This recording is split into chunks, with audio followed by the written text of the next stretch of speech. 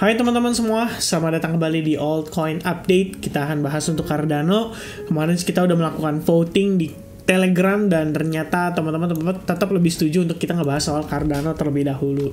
So, once again, thank you so much buat teman-teman yang udah kembali lagi di video YouTube saya. Pembahasan kali ini kita akan bahas untuk beberapa update yang penting untuk Cardano dan kita pengen kasih lihat perkembangan apa aja yang terjadi pada Cardano. Jadi sebenarnya Cardano ini menjadi koin yang bisa dibilang sangat membuat banyak masyarakat resah, termasuk saya salah satunya ya.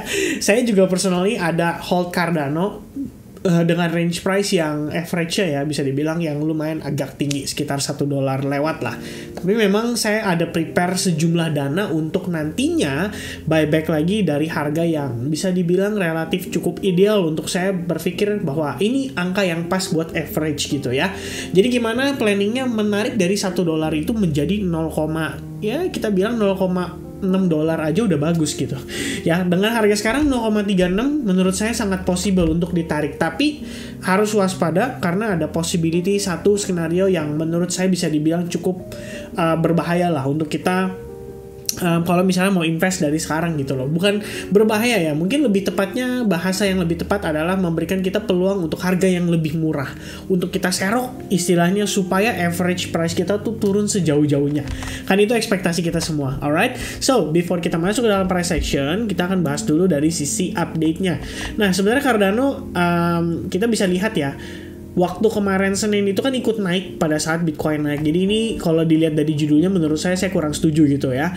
Yang perlu di note di sini adalah retail holders ya. Kalau dia bilang di sini itu jangan sampai skip ibaratnya ya untuk opportunity yang ada pada Cardano, karena di bear market itu kan nggak bertahan selamanya ya. Jadi di sini dijelaskan the bear market rarely last forever. Pasti ada reboundnya. Saya setuju, dan maybe soon kalau misalnya kita ngelihat dia masuk ke bull run lagi, ya mungkin nggak dalam waktu dekat, mungkin kayak 2 tahun seperti yang kita ceritakan di video yang sebelumnya.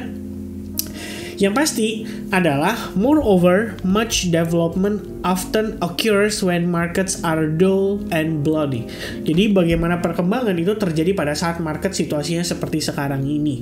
Dan tentu saja seiring dengan perkembangan yang mereka lakukan, itu yang menjadi alasan kita mungkin bisa mempertahankan lah untuk ya kalau buat saya personal ya, mungkin saya personally menjadi alasan utama saya mempertahankan Cardano sebagai salah satu koin yang saya akumulasi dan ada di portofolio saya. Even saat ini average price saya cukup tinggi ya kalau dengan harga sekarang gitu loh. Kalau dengan harga dulu pernah di angka $3 ya sebenarnya nggak terlalu tinggi juga ya. Saya dapat sekitar maybe around 30%-annya dari koreksi di topnya. Jadi apakah saya menyesal saat ini untuk punya Cardano? To be honest, enggak.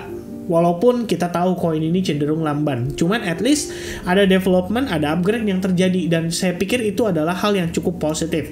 Nah, yang tadi sempat dibahas adalah di sini ada pertumbuhan orang-orang yang megang Cardano ya. Ada yang 1.000 sampai 10.000 koin, kemudian ada yang 100 sampai 1.000 koin. Nah, sementara nih untuk yang jumlahnya bisa dibilang nggak terlalu besar ya. Karena kalau 100 koin dengan harga $0,3 tuh berarti sekitar $30 aja. Nah, kalau 1.000 koin itu berarti dia megang $300. Kalau misalnya 10.000 koin berarti itu dia megang $3.000 ya, lebih kurang dalam bentuk Cardano. Dan itu bertambah. Jadi kalau kita lihat harganya cenderung turun, pernah turun lumayan, dumpnya lumayan signifikan. Ini kita nggak tahu nih sebabnya apa ya, tapi lebih tepatnya sekitaran bulan April ke Mei, kemudian Juni ya. Ini kayaknya di pertengahan akhir April menuju Mei awal. Jadi terjadi dump, tapi dumpnya itu juga terjadi pada account-account kecil ini, nggak cuman pada harganya ya. Jadi memang wajar istilahnya cenderung drop gitu. Tapi semenjak itu kita ngelihat yang megang Cardano itu terus naik ya. Mungkin ini juga disebabkan oleh sentimen dari Fossil hard fork sendiri yang memang so far dampaknya terhadap upgrade daripada Cardano itu cukup positif gitu. Kenapa dikatakan cukup positif? Jadi ada data yang menunjukkan ya, ini sebelum kita masuk ke dalam data tersebut, saya pengen nunjukin. Jadi dia mengatakan ada satu indikator untuk mengukur value daripada sebuah koin, yaitu indikator MVRV ya, Market Value Realized Value. Place ada in the buy zone with its recent pullback to 17.57%. Jadi minus 17,57% ya. Dan dengan kondisi seperti ini, Cardano bisa dikatakan atau dipertimbangkan cukup ideal untuk dibeli oleh para investor yang mencari koin yang istilahnya oke untuk di hodl jangka panjang ya. Dengan kata lain, MVRV menyatakan ya ibaratnya bahwa situasi Cardano saat ini itu undervalue ya. Harusnya membuat situasi ini menjadi lebih menarik untuk para investor yang mencari terutama untuk jangka panjang ya. Dan kalau bisa dilihat seperti apa situasinya, lebih kurang seperti ini ya. Jadi indikator MV-nya itu nunjukin minus 17%. Bukan berarti setelah indikator ini jadi undervalue terus harganya bisa naik gitu ya. Cuman penilaiannya berdasarkan indikator ini mengatakan bahwa ya Cardano sekarang undervalue ya. Jadi dengan posisi mungkin investornya, posisi dengan para holdersnya, posisi komunitas dan pengembangan jaringannya, Cardano intinya undervalue. Itu intinya ya dari indikator ini. Nah kemudian kabar baik datang dari pertumbuhan ya, terutama untuk active user yang ada pada jaringan Cardano atau di apps-nya Cardano. Setelah Fossil update, terlihat bahwa salah satu DEX ya di Cardano dinamakan dengan istilah, bukan istilah ya, DEX-nya itu namanya Muesli Swap, itu meningkat 788% dalam 30 hari terakhir. Jadi di sini ada beberapa data menunjukkan ya, kalau kita lihat di sini pertumbuhannya ya, dari Sunday Swap, kemudian Min Swap, Muesli Swap, dan ada CNFT.io. Jadi sekarang ini Cardano juga punya kayak semacam pasar NFT ya ibaratnya. Nah yang menariknya adalah walaupun ya dalam beberapa pekan setelah Fossil update di total value lock-nya Cardano itu nggak terlalu bertambah ya, jadi nggak banyak berubah, cuman memang ada sempat peningkatan. Yang menariknya adalah justru di NFT itu ada lebih dari 6,4 juta native asset yang dimint across 63,000 policies lebih kurangnya. Jadi kalau misalnya ngelihat kondisi kayak gini, kabar baiknya adalah Cardano itu meningkat di posisi ketiga saat ini untuk menjadi salah satu jaringan ya yang mungkin bisa dibilang menarik untuk mereka yang cinta dengan NFT. Kira-kira seperti itu. Jadi ini tentu saja menjadi kabar yang cukup baik karena meningkatnya active user berarti ada peningkatan terhadap ketertarikan pada jaringan Cardano. Dan setidaknya walaupun kita belum melihat harganya ngepump, tapi at least good news dan development selalu ada untuk Cardano, dan itu menurut saya udah kabar yang cukup baik. Nah sekarang kita berbicara sedikit dari sisi price action. Apa yang terjadi pada Cardano hari ini? Tentu saja terdampak juga dari situasi Bitcoin yang cenderung kembali terkoreksi. Cuman kalau kita lihat dari time frame daily, sebetulnya yang menjadi concern bagi saya adalah Cardano sekarang itu sudah melewati ya harga all time high di tahun 2018. Jadi di sini ada resistance dan di sini juga ada resistance, itu keduanya sudah berhasil di break.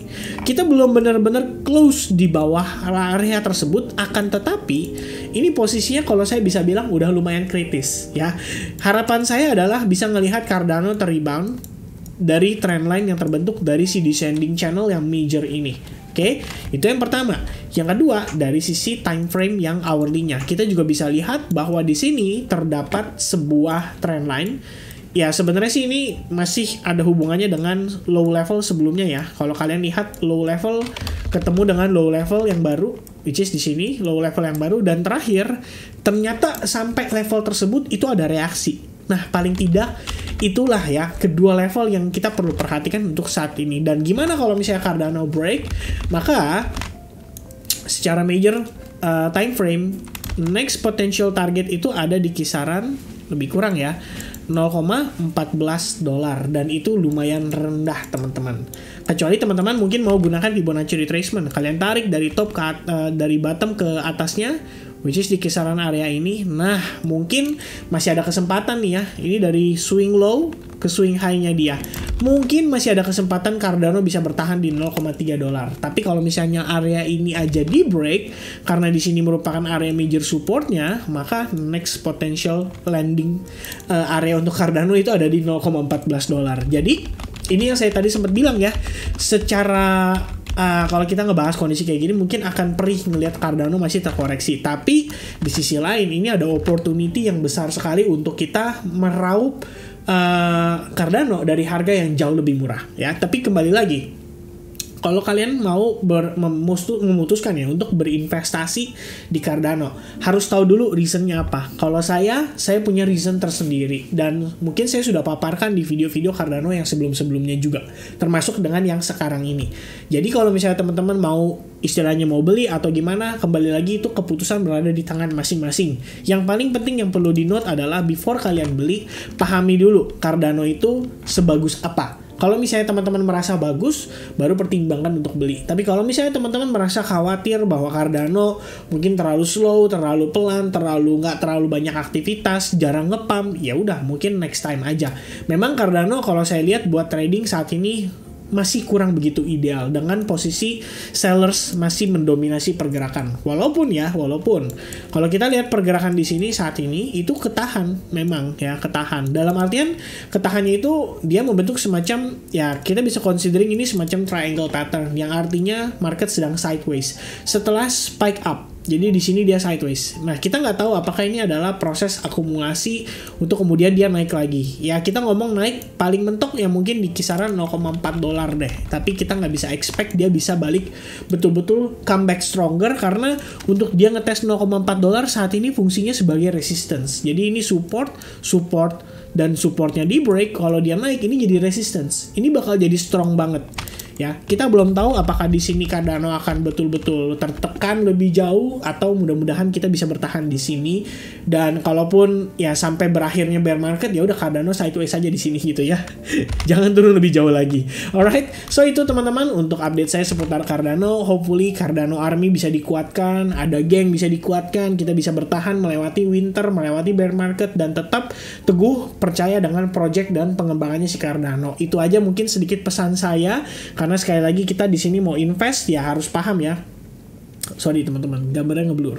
Nah, jadi kita juga harus paham kalau misalkan tujuan kita invest ya kita harus dukung si company ini untuk bertumbuh. Yang penting Charles Hoskinson mudah-mudahan adalah orang yang baik. Jadi dia serius mengembangkan jaringan Cardano dan kita bisa terima atau petik hasilnya pada saat next bull run. Ya, saya rasa itu aja dulu. Thank you banget teman-teman untuk kesempatannya dan untuk waktu yang diluangkan untuk nonton video ini. Hopefully kalian bisa enjoy dengan informasi yang saya deliver. Dan sampai ketemu lagi di update berikutnya. Jangan lupa untuk subscribe dan juga like video ini. Sampai ketemu lagi. Bye-bye guys. Cheers.